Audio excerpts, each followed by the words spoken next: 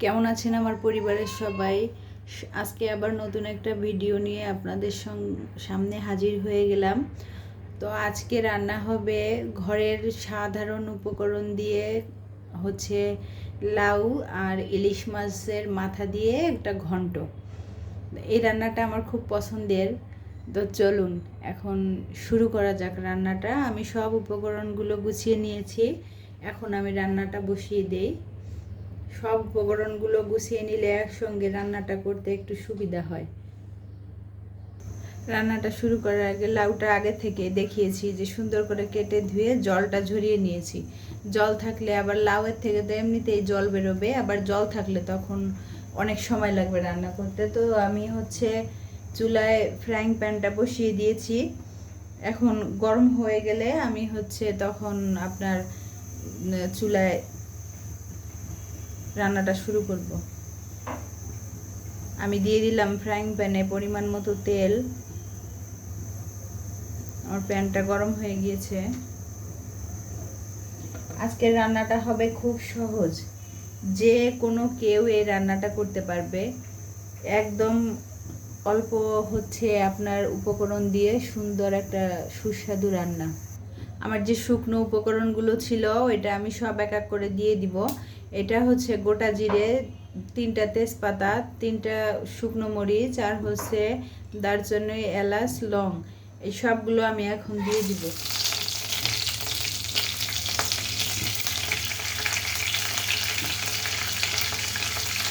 দিয়ে এখন সুন্দর করে একটু কষিয়ে নেব। আমার শুকনো উপকরণগুলো ভাজা হয়ে গিয়েছে। আগে থেকে যে লাউটা কেটে রেখেছিলাম, লাউটা এখন আমি দিয়ে দিব।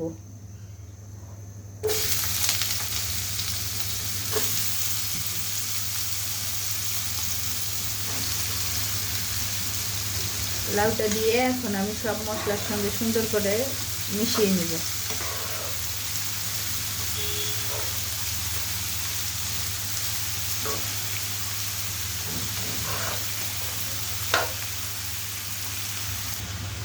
এখন আমি দিয়ে দিব এর ভিতরে লবণ, হলুদ দিয়ে দিব 1 চামচ মতো লবণ, 1 চামচ মতো হলুদ,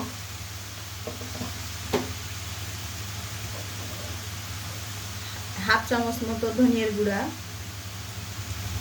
1/2 চামচ মতো জিরার গুঁড়া, আর অল্প একটু শুকনা মরিচ বাটা দিয়ে এখন আমি সুন্দর করে মশলাগুলো সব মিশিয়ে নিব লাউয়ের সঙ্গে।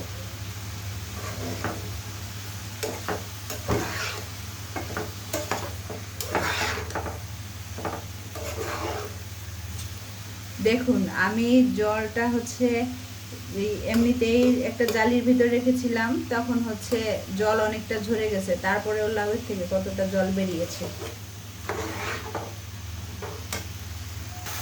দেখুন বন্ধুরা, লাউয়ের থেকে কতটা জল বেরিয়েছে। আমি কিন্তু কখনো জল টল কিছুই অ্যাড করিনি, তারপরেও দেখুন কতটা জল বেরিয়েছে। আর যদি আমি ঢাকনা দিয়ে ঢেকে দিতাম তাহলে আরও বেশি জল বেরোতো। এর জন্য আমি ঢাকনা দিয়ে ঢেকে রাখিনি। এভাবেই একটু চুলার জালটা বাড়িয়ে দিয়ে একটু কষিয়ে নেবেন। আর লাউ রান্না করতে তো বেশি সময় লাগে না, লাউ রান্না করতে তো আপনার অল্প সময়ে লাউ রান্না হয়ে যায়। দেখুন এইটুকু সময়ের ভিতরে আমার লাউটা কতটা হয়ে গেছে, কম হয়ে গেছে। আগে আমি যখন কেটে নিয়েছিলাম কতগুলো ছিল। এখানে আমি আগে থেকে দুটো ইলিশ মাছের মাথা, লেজ, এগুলো আগে থেকে ভেজে রেখেছিলাম আর ছোট ছোট করে কেটে নিয়েছি, তাহলে আপনার সুন্দর মশলাগুলো ভিতরে ঢুকবে। আমি এখন সেই মাথার লেজটা দিয়ে দিব ভিতরে, দিয়ে সুন্দর করে এখন মিশিয়ে নিব লাউটার সঙ্গে। আমার লাউটা অনেকটাই রান্না প্রায় হয়ে গিয়েছে, আর বেশি সময় লাগবে না, আর 5 মিনিটের মতো রান্না করলে আমার হয়ে যাবে। যে জল ছিল জলটা অনেকটা শুকিয়ে আসছে। আর এখানে আমি 2 চামচ মতো আপনার চাউলের গুঁড়া নিয়েছি। এখানে চাউলের গুঁড়াটাই নিতে হবে। আটা বা ময়দা নিলে আপনার রান্নাটা ভালো হবে না। এখানে আমি 2 চামচ মতো চাউলের গুঁড়া নিছি। এই চাউলের গুঁড়া একটু জল দিয়ে গুলে তারপর হচ্ছে আপনার লাউয়ের ভিতরে দিয়ে দিব। লাউটা এমনিতে একটু মানে ঝোলা ঝোলা হয়, তো এইটা দিলে একটু হয়ে যাবে, গাঢ় হয়ে যাবে। এখানে আমি অল্প একটু জল নিয়েছি, জলের ভিতরে এখন চালের গুঁড়াটা দিয়ে দিব। চাউলের গুঁড়াটা দিয়ে এভাবে একটু গুলে নিব।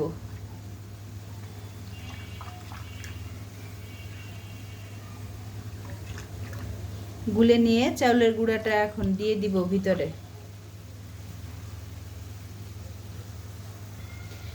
দিয়ে দিলাম সেই চাউলের গুঁড়াটা। এখন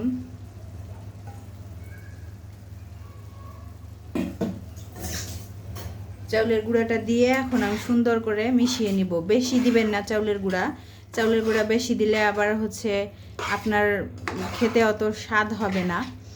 2 চামচের মতো দিলেই হয়ে যাবে। দিয়ে এখন দেখুন কালারটা কত সুন্দর চলে আসছে না। এখন সুন্দর করে হচ্ছে মিশিয়ে আমি এখন একটু জালটা বাড়িয়ে 2 মিনিট হচ্ছে জাল করে নিব। এই রান্নাটা হচ্ছে আমার মা খুব ভালো পারে। তা আমি হচ্ছে যখন বাড়িতে যাব তখন আমার মাকে বলবো যে এই রান্নাটা আমার বন্ধুদেরকে একটু করে দেখাইতে। আমি যেমন করে পারলাম তেমন করে করলাম। আমি আগে যেহেতু শুকনা মরিচ দিয়েছিলাম তাই আর বেশি মরিচ দিব না। এখানে হচ্ছে 4-5টা মতো হচ্ছে কাঁচামরিচ আছে, দিয়ে দিব কাঁচামরিচটা। আর এখন হচ্ছে নামানোর আগে একটু ভাজা জিরে গুঁড়ো, 1/2 চামচ মতো ভাজা জিরে গুঁড়ো আর 1/2 চামচ মতো ধনিয়ার গুঁড়ো দিব। দিয়ে এখন সুন্দর করে নেড়ে দিব মশলাটা যাতে সুন্দর করে মিশে। বিয়ের আগে কখনো ওইভাবে রান্না করা হয় নাই, কিন্তু মাকে দেখতে দেখতেই মানে শিখে গেছি। মেয়েদের আসলে ওইভাবে কাজ শিখতে হয় না, মেয়েরা দেখলেই হচ্ছে অনেক কিছু পারে। মায়ের কাছ থেকে এই রান্নাটা হচ্ছে শিখে নিয়েছি। তো মায়ের মতোই চেষ্টা করলাম, কিন্তু জানি না মায়ের মতো আদৌ হবে কি না। মা অনেক সুন্দর করে এই রান্নাটা। তা আমি অবশ্য বাসায় যে কয়বারই এই রান্নাটা করেছি সবাই অনেক খেয়ে অনেক পছন্দ করছে।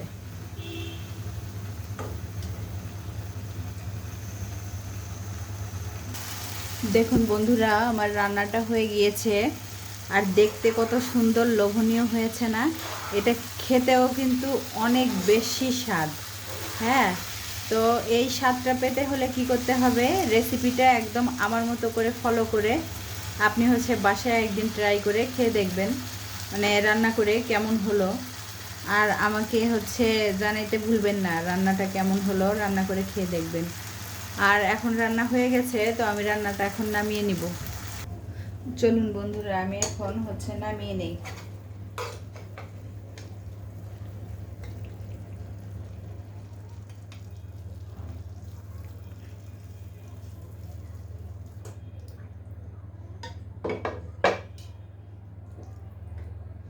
কত সুন্দর আঠালো আঠালো হয়েছে না। এটা হচ্ছে চালের গুঁড়া দিয়েছি যে, তার জন্য এত সুন্দর হয়েছে।